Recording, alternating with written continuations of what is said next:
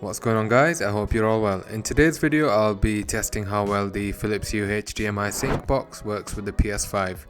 Just a disclaimer before I begin. Because the ports on the HDMI Sync Box are not HDMI 2.1, I won't be able to display 4K content at 120 FPS. 4K content at 60 FPS is possible however, so stick around to see how well content syncs and whether there is any perceptible lag. Timestamps are in the description as always, let's begin. Just as a control, I want to show a couple of games running at 120 FPS with a 4K resolution. First we have Devil May Cry 5 Special Edition. By mashing the green button on my LG remote you can see that the game is indeed running at 4K and 120 frames per second. Now this information panel doesn't update dynamically and as such you can't see frame drops, but it's still useful to see the resolution and the frame rate the content should be running at. And here I have Rainbow Six Siege running at 4K and 120 FPS. In order to sync the Hue Gradient Lightstrip with my PS5, I disconnected the PS5's HDMI connection from the TV and connected the HDMI 2.1 cable to the Hue Sync Box. I could use a HDMI 2 cable here, but for the sake of testing I went ahead and used the 2.1 cable. Next I hooked up the PS5 to HDMI 1 on the Hue Sync Box and turned on the PS5. Here's Devil May Cry 5 synced with the Hue Gradient Lightstrip I have behind the TV. Before I connected the PS5 to the Hue Sync Box, I had the graphics settings set to high frame rate mode, and curiously the Lightstrip behind the TV was not syncing with the content at all. If I mash the green button to show the info panel, you can see that the resolution has been lowered to 1080p, confirming that the HDMI Sync Box isn't able to display 4K content at 120 FPS. Opening the Hue Sync app confirmed that the Sync Box was indeed trying to sync content, but because the frame rate is too high, the lights failed to sync. To get the lights to sync with the gameplay, I had to turn off the high frame rate mode. 4K at 60 FPS was absolutely fine with the light sync working as expected. With the HDMI Sync Box working as a pass-through, there wasn't any perceptible input lag, so I was extremely happy about that.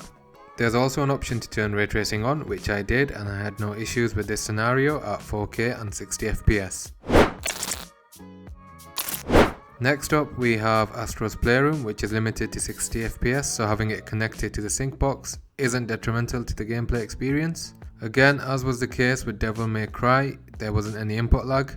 Astro's is a fairly slow paced game with not too much going on at any one time. The first section has a lot of green, but you can see the lights changing pretty much instantly when moving the camera around. The next level is primarily blue and brown. I have the intensity of the sync set to extreme, which means that the light color will snap from one color to the other instantly. You can lower the intensity to have the light color gradually fade when changing if this is too much for you.